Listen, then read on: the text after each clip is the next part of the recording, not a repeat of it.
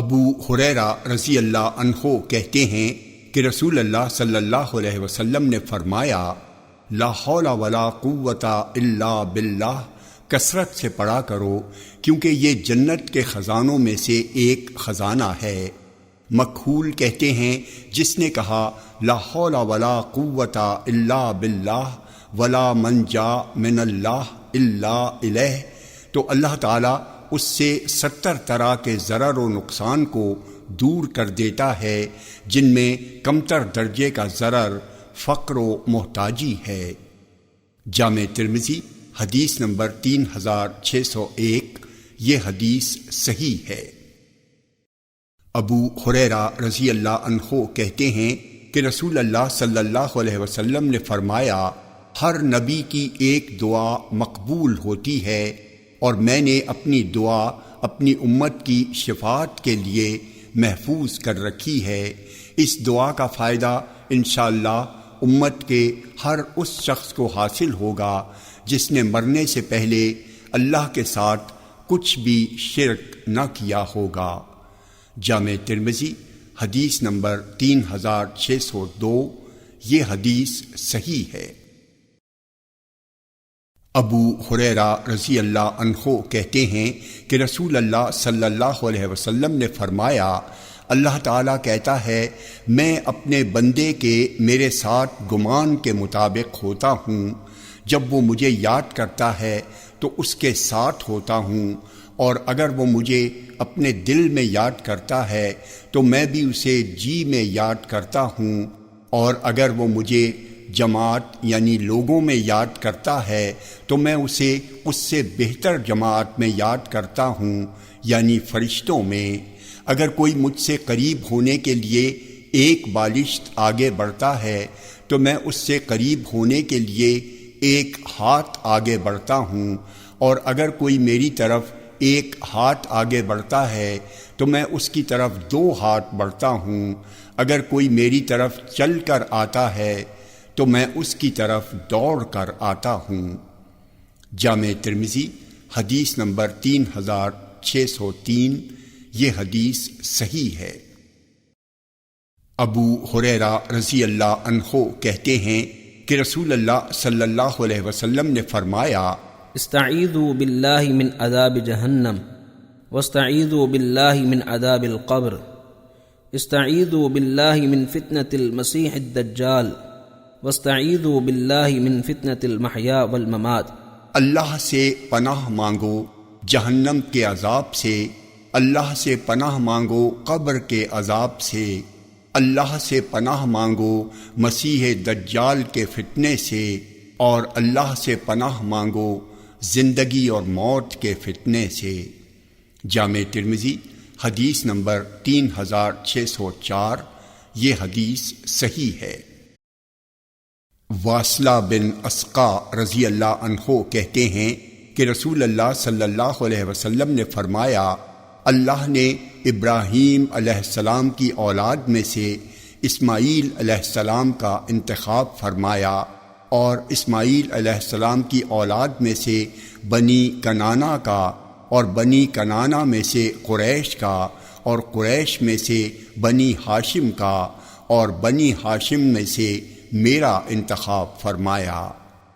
جامع ترمذی حدیث نمبر 3605، یہ حدیث صحیح ہے۔ واصلہ بن اسقا رضی اللہ عنہ کہتے ہیں کہ رسول اللہ صلی اللہ علیہ وسلم نے فرمایا، اللہ تعالیٰ نے اسماعیل علیہ السلام کی اولاد سے کنانہ کا انتخاب فرمایا، اور کنانہ سے قریش کا، اور قریش میں سے ہاشم کا، اور بنی ہاشم میں سے میرا انتخاب فرمایا۔ جامع ترمذی حدیث نمبر 3606، یہ حدیث صحیح ہے۔ ابو ہریرہ رضی اللہ عنہ کہتے ہیں کہ لوگوں نے پوچھا، اللہ کے رسول، نبوت آپ کے لیے کب واجب ہوئی؟ تو آپ نے فرمایا، جب آدم روح اور جسم کے درمیان تھے، یعنی ان کی پیدائش کی تیاری ہو رہی تھی۔ جامع ترمذی حدیث نمبر 3609، یہ حدیث صحیح ہے۔ ابو ہریرہ رضی اللہ عنہ کہتے ہیں کہ رسول اللہ صلی اللہ علیہ وسلم نے فرمایا، اللہ سے میرے لیے وسیلے کا سوال کرو۔ لوگوں نے عرض کیا، اللہ کے رسول، وسیلہ کیا ہے؟ آپ نے فرمایا، یہ جنت کا سب سے اونچا درجہ ہے جسے صرف ایک ہی شخص پا سکتا ہے، اور مجھے امید ہے کہ وہ میں ہوں گا۔ جامع ترمذی حدیث نمبر 3612۔ یہ حدیث صحیح ہے۔ ابی بن کعب رضی اللہ عنہ کہتے ہیں کہ رسول اللہ صلی اللہ علیہ وسلم نے فرمایا، انبیاء میں میری مثال ایک ایسے آدمی کی ہے جس نے ایک گھر بنایا اور اسے بہت اچھا بنایا، مکمل اور نہایت خوبصورت بنایا، لیکن اس میں ایک اینٹ کی جگہ چھوڑ دی۔ لوگ اس میں پھرتے تھے اور اس کی خوبصورتی کو دیکھ کر تعجب کرتے تھے اور کہتے تھے، کاش اس اینٹ کی جگہ بھی پوری ہو جاتی۔ تو میں نبیوں میں ایسے ہی ہوں جیسے خالی جگہ کی یہ اینٹ ہے۔ جامع ترمذی حدیث نمبر 3613۔ یہ حدیث صحیح ہے۔ عبداللہ بن عمرو رضی اللہ عنہما سے روایت ہے کہ انہوں نے نبی اکرم صلی اللہ علیہ وسلم کو فرماتے ہوئے سنا، جب تم مؤذن کی آواز سنو تو وہی کہو جو مؤذن کہتا ہے، پھر میرے اوپر درود بھیجو، کیونکہ جس نے میرے اوپر ایک بار درود بھیجا تو اللہ اس پر 10 بار اپنی رحمتیں نازل فرمائے گا۔ پھر میرے لیے وسیلہ مانگو، کیونکہ وہ جنت میں ایک ایسا بلند درجہ ہے جس کے لائق اللہ کے بندوں میں سے صرف ایک بندہ ہے، اور میں امید کرتا ہوں کہ وہ بندہ میں ہی ہوں، اور جس نے میرے لیے اللہ سے وسیلہ مانگا تو اس کے لیے میری شفاعت حلال ہو گئی۔ جامع ترمذی حدیث نمبر 3614۔ یہ حدیث صحیح ہے۔ ابو سعید خدری رضی اللہ عنہ کہتے ہیں کہ رسول اللہ صلی اللہ علیہ وسلم نے فرمایا، میں قیامت کے دن اولاد آدم کا سردار ہوں گا، اور میرے ہاتھ میں حمد کا پرچم ہوگا، اور اس پر مجھے گھمنڈ نہیں، اور آدم کے علاوہ جتنے بھی نبی ہوں گے سب میرے پرچم کے نیچے ہوں گے، اور میں پہلا وہ شخص ہوں گا جس کے لیے زمین شق ہوگی، اور سب سے پہلے قبر سے میں اٹھوں گا، اور اس پر مجھے گھمنڈ نہیں۔ جامع ترمذی حدیث نمبر 3615۔ یہ حدیث صحیح ہے۔ انس بن مالک رضی اللہ عنہ کہتے ہیں کہ جب وہ دن ہوا جس میں رسول اللہ صلی اللہ علیہ وسلم مدینے میں داخل ہوئے تو اس کی ہر چیز پر نور ہو گئی۔ پھر جب وہ دن آیا جس میں آپ کی وفات ہوئی تو اس کی ہر چیز تاریک ہو گئی، اور ابھی ہم نے آپ کے دفن سے ہاتھ بھی نہیں جھاڑے تھے کہ ہمارے دل بدل گئے۔ جامع ترمذی حدیث نمبر 3618۔ یہ حدیث صحیح ہے۔ ابو موسیٰ اشعری رضی اللہ عنہ کہتے ہیں کہ ابو طالب شام کی طرف تجارت کی غرض سے نکلے۔ نبی اکرم صلی اللہ علیہ وسلم بھی قریش کے بوڑھوں میں ان کے ساتھ نکلے۔ جب یہ لوگ بحیرہ راہب کے پاس پہنچے تو وہیں پڑاؤ ڈال دیا اور اپنی سواریوں کے کجاوے کھول دیے، تو راہب اپنے گرجا گھر سے نکل کر ان کے پاس آیا، حالانکہ اس سے پہلے یہ لوگ اس کے پاس سے گزرتے تھے، لیکن وہ کبھی ان کی طرف متوجہ نہیں ہوتا تھا اور نہ ان کے پاس آتا تھا۔ کہتے ہیں تو یہ لوگ اپنی سواریاں ابھی کھول ہی رہے تھے کہ راہب نے ان کے بیچ سے گھستے ہوئے آ کر رسول اللہ صلی اللہ علیہ وسلم کا ہاتھ پکڑ لیا اور بولا، یہ سارے جہان کے سردار ہیں، یہ سارے جہان کے سردار ہیں، یہ سارے جہان کے رب کے رسول ہیں، اللہ انہیں سارے جہان کے لیے رحمت بنا کر بھیجے گا۔ تو اس سے قریش کے بوڑھوں نے پوچھا، تمہیں یہ کیسے معلوم ہوا؟ تو اس نے کہا جب تم لوگ اس ٹیلے سے اترے تو کوئی درخت اور پتھر ایسا نہیں رہا جو سجدے میں نہ گر پڑا ہو، اور یہ دونوں صرف نبی ہی کو سجدہ کیا کرتے ہیں، اور میں انہیں مہر نبوت سے پہچانتا ہوں جو شانے کی ہڈی کے سرے کے نیچے سیب کے مانند ہے۔ پھر وہ واپس گیا اور ان کے لیے کھانا تیار کیا۔ جب وہ کھانا لے کر ان کے پاس آیا تو آپ صلی اللہ علیہ وسلم اونٹ چرانے گئے تھے، تو اس نے کہا کسی کو بھیج دو کہ ان کو بلا کر لائے۔ چنانچہ آپ آئے اور ایک بدلی آپ پر سایہ کیے ہوئے تھی۔ جب آپ لوگوں کے قریب ہوئے تو انہیں درخت کے سائے میں پہلے ہی سے بیٹھے پایا۔ جب آپ بیٹھ گئے تو درخت کا سایہ آپ پر جھک گیا۔ اس پر راہب بول اٹھا، دیکھو درخت کا سایہ آپ پر جھک گیا ہے۔ پھر راہب ان کے سامنے کھڑا رہا اور ان سے قسم دے کر کہہ رہا تھا کہ انہیں روم نہ لے جاؤ، اس لیے کہ روم کے لوگ دیکھتے ہی انہیں ان کے اوصاف سے پہچان لیں گے اور انہیں قتل کر ڈالیں گے۔ پھر وہ مڑا تو دیکھا کہ 7 آدمی ہیں جو روم سے آئے ہوئے ہیں، تو اس نے بڑھ کر ان سب کا استقبال کیا اور پوچھا آپ لوگ کیوں آئے ہیں؟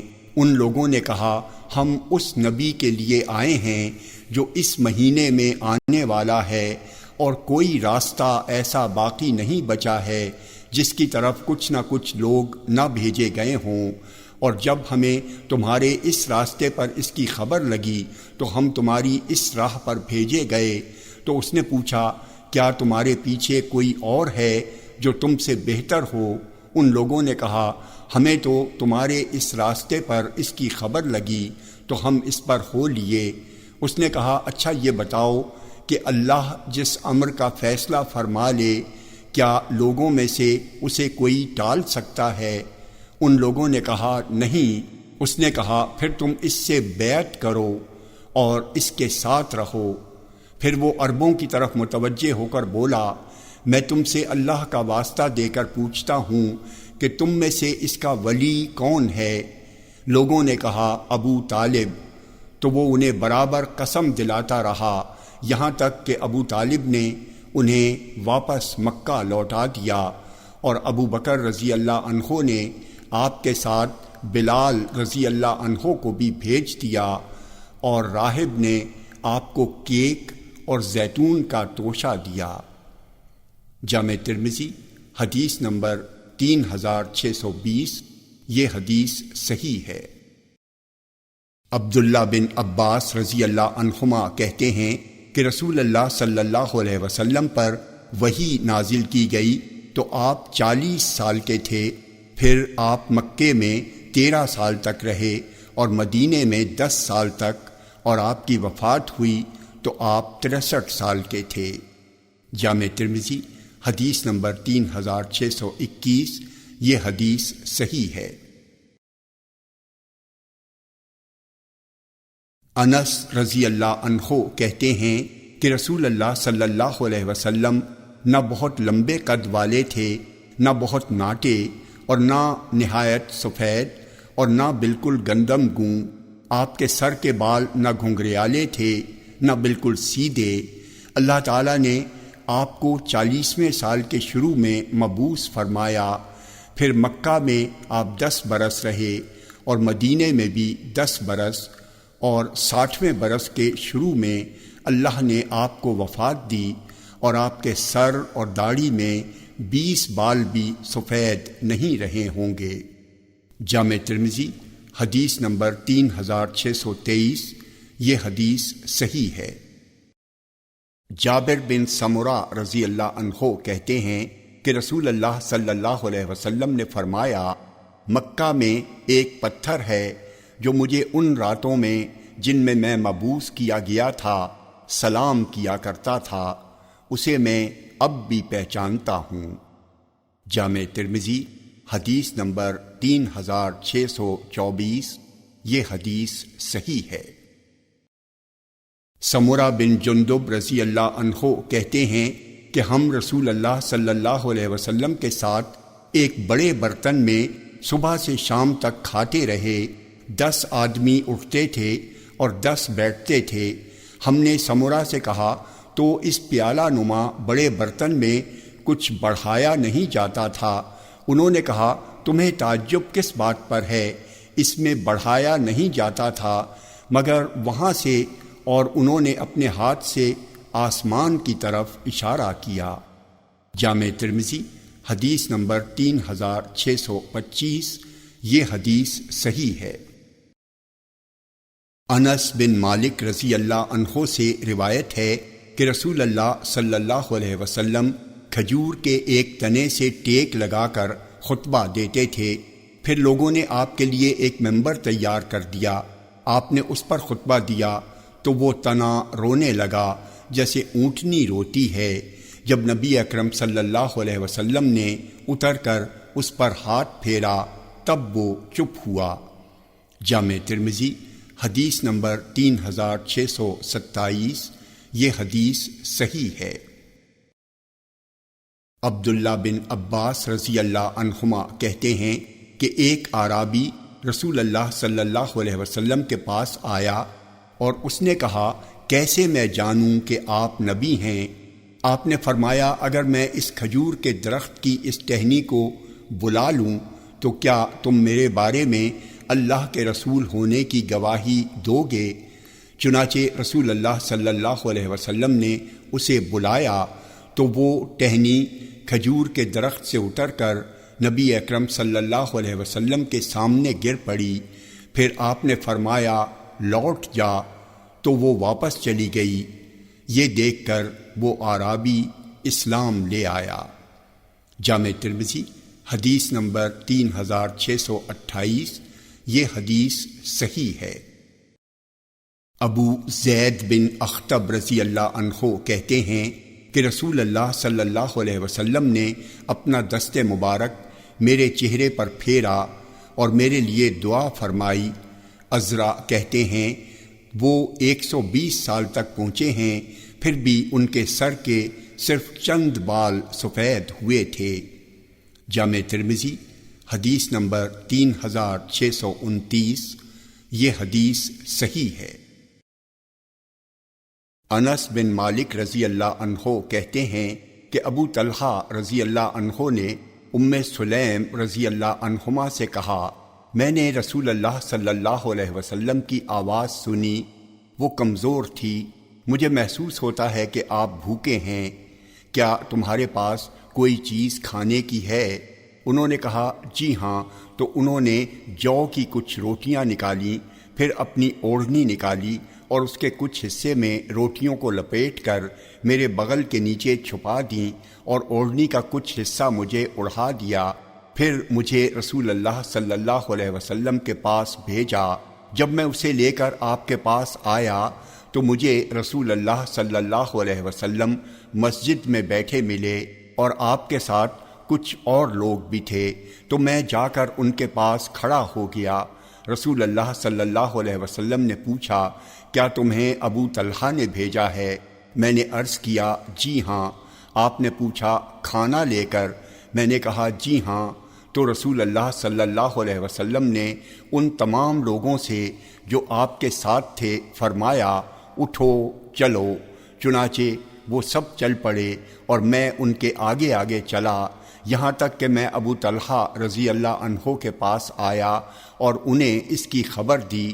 ابو طلحہ رضی اللہ عنہ نے کہا ام سلیم رسول اللہ صلی اللہ علیہ وسلم تشریف لے آئے ہیں، اور لوگ بھی ہیں آپ کے ساتھ، اور ہمارے پاس کچھ نہیں جو ہم انہیں کھلائیں۔ ام سلیم نے کہا اللہ اور اس کے رسول کو خوب معلوم ہے۔ تو ابو طلحہ رضی اللہ عنہ چلے اور آ کر رسول اللہ صلی اللہ علیہ وسلم سے ملے، تو رسول اللہ صلی اللہ علیہ وسلم آئے اور ابو طلحہ رضی اللہ عنہ آپ کے ساتھ تھے، یہاں تک کہ دونوں اندر آ گئے۔ رسول اللہ صلی اللہ علیہ وسلم نے فرمایا ام سلیم جو تمہارے پاس ہے اسے لے آؤ۔ چنانچہ وہ وہی روٹیاں لے کر آئیں۔ رسول اللہ صلی اللہ علیہ وسلم نے انہیں توڑنے کا حکم دیا، چنانچہ وہ توڑی گئیں، اور ام سلیم نے اپنے گھی کی کپی کو اس پر اوندھا کر دیا اور اس میں چپیڑ دیا۔ پھر اس پر رسول اللہ صلی اللہ علیہ وسلم نے پڑھا جو اللہ نے پڑھوانا چاہا۔ پھر آپ نے فرمایا 10 آدمیوں کو اندر لے آؤ، تو انہوں نے انہیں آنے دیا اور وہ کھا کر آسودہ ہو گئے۔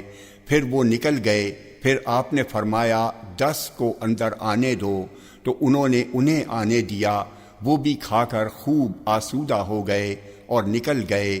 اس طرح سارے لوگوں نے خوب شکم سیر ہو کر کھانا کھایا، اور وہ سب کے سب 70 یا 80 آدمی تھے۔ جامع ترمذی حدیث نمبر 3630۔ یہ حدیث صحیح ہے۔ انس بن مالک رضی اللہ عنہ کہتے ہیں کہ میں نے رسول اللہ صلی اللہ علیہ وسلم کو دیکھا، عصر کا وقت ہو گیا تھا، لوگوں نے وضو کا پانی ڈھونڈا لیکن وہ نہیں پا سکے۔ اتنے میں رسول اللہ صلی اللہ علیہ وسلم کے پاس کچھ وضو کا پانی لایا گیا، تو رسول اللہ صلی اللہ علیہ وسلم نے اس برتن میں اپنا ہاتھ رکھا اور لوگوں کو حکم دیا کہ وہ اس سے وضو کریں۔ وہ کہتے ہیں تو میں نے آپ کی انگلیوں کے نیچے سے پانی ابلتے دیکھا۔ پھر لوگوں نے وضو کیا، یہاں تک کہ ان میں کا جو سب سے آخری شخص تھا اس نے بھی وضو کر لیا۔ جامع ترمذی حدیث نمبر 3631۔ یہ حدیث صحیح ہے۔ ام المومنین عائشہ رضی اللہ عنہا کہتی ہیں کہ پہلی وہ چیز جس سے رسول اللہ صلی اللہ علیہ وسلم کی نبوت کی ابتدا ہوئی، اور جس وقت اللہ نے اپنے اعزاز سے آپ کو نوازنے اور آپ کے ذریعے بندوں پر اپنی رحمت و بخشش کا ارادہ کیا، وہ یہ تھی کہ آپ جو بھی خواب دیکھتے تھے اس کی تعبیر صبح کے پاؤں پھٹنے کی طرح ظاہر ہو جاتی تھی۔ پھر آپ کا حال ایسا ہی رہا جب تک اللہ نے چاہا۔ ان دنوں خلوت و تنہائی آپ کو ایسی مرغوب تھی کہ اتنی مرغوب کوئی اور چیز نہ تھی۔ جامع ترمذی حدیث نمبر 3632۔ یہ حدیث صحیح ہے۔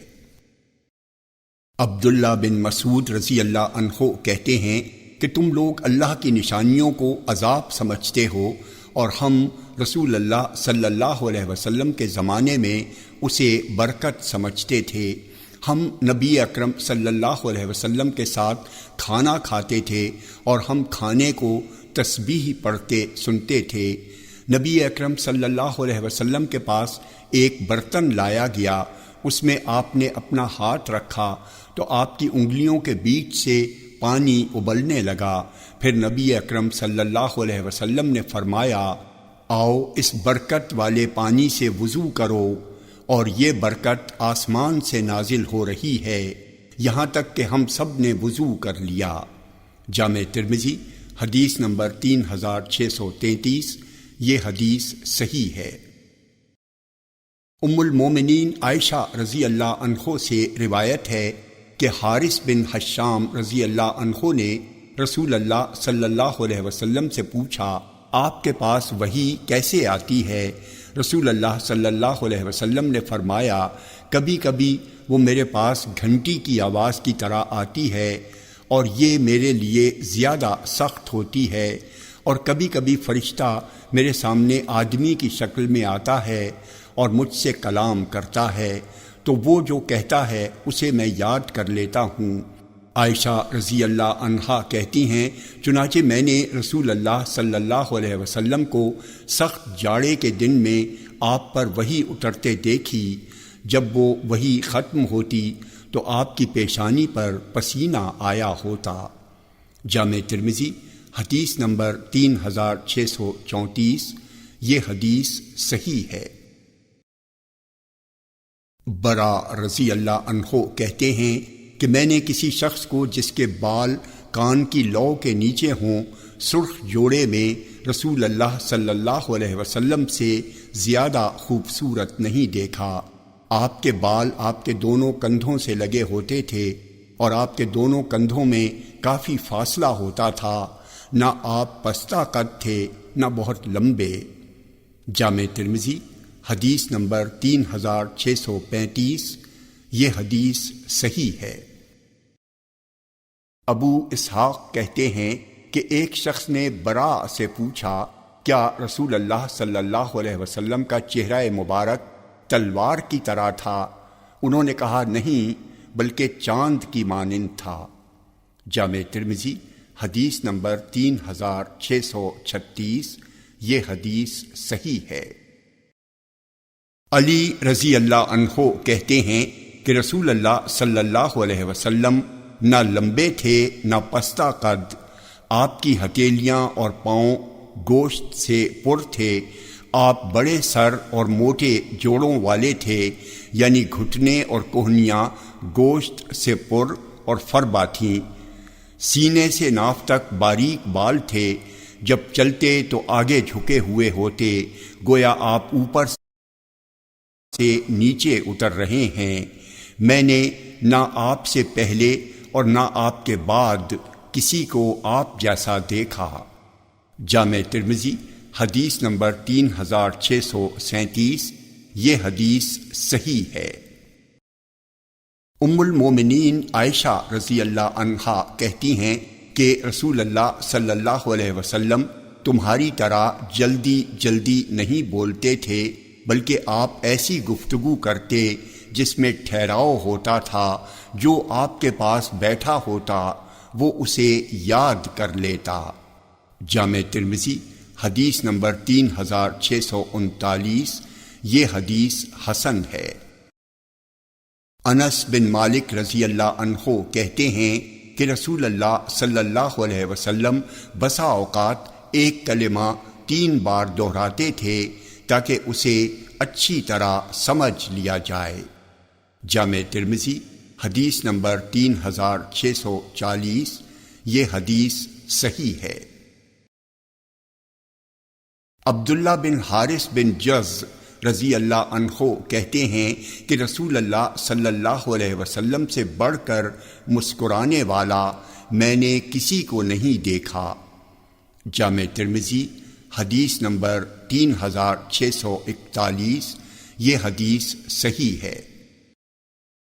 عبداللہ بن حارث بن جز رضی اللہ عنہ کہتے ہیں کہ رسول اللہ صلی اللہ علیہ وسلم کی ہنسی صرف مسکراہٹ ہوتی تھی۔ جامع ترمذی حدیث نمبر 3642، یہ حدیث صحیح ہے۔ صائب بن یزید رضی اللہ عنہ کہتے ہیں کہ میری خالہ مجھے نبی اکرم صلی اللہ علیہ وسلم کے پاس لے کر گئیں۔ انہوں نے عرض کیا، اللہ کے رسول، میرا بھانجا بیمار ہے، تو آپ نے میرے سر پر ہاتھ پھیرا اور میرے لیے برکت کی دعا فرمائی۔ آپ نے وضو کیا تو میں نے آپ کے وضو کا بچا ہوا پانی پی لیا، پھر میں آپ کے پیچھے کھڑا ہو گیا اور میں نے آپ کے دونوں شانوں کے درمیان مہر نبوت دیکھی، وہ چھپر کٹ کے پردے کی گھنڈی کی طرح تھی۔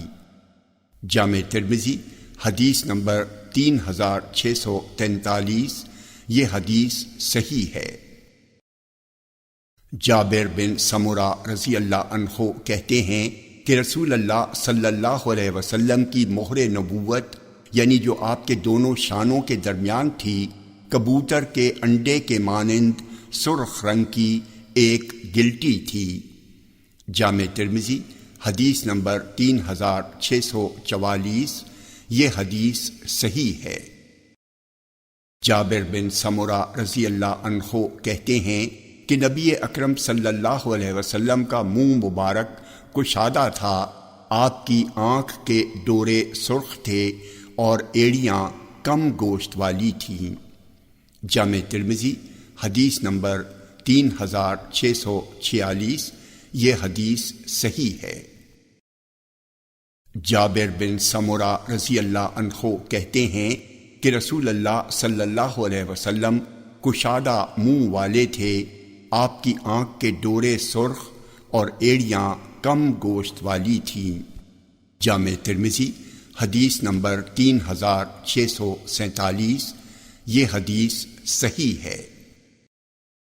جابر بن عبداللہ رضی اللہ عنہما کہتے ہیں کہ رسول اللہ صلی اللہ علیہ وسلم نے فرمایا، انبیاء میرے سامنے پیش کیے گئے تو موسیٰ علیہ السلام ایک چھریرے جوان تھے، گویا وہ قبیلہ شنوا کے ایک فرد ہیں، اور میں نے عیسیٰ بن مریم علیہ السلام کو دیکھا تو میں نے جن لوگوں کو دیکھا ہے ان میں سب سے زیادہ ان سے مشابہت رکھنے والے عروہ بن مسعود رضی اللہ عنہ ہیں، اور میں نے ابراہیم علیہ السلام کو دیکھا تو ان سے زیادہ مشابہت رکھنے والا تمہارا یہ ساتھی ہے، اور اس سے مراد آپ خود اپنی ذات کو لیتے تھے۔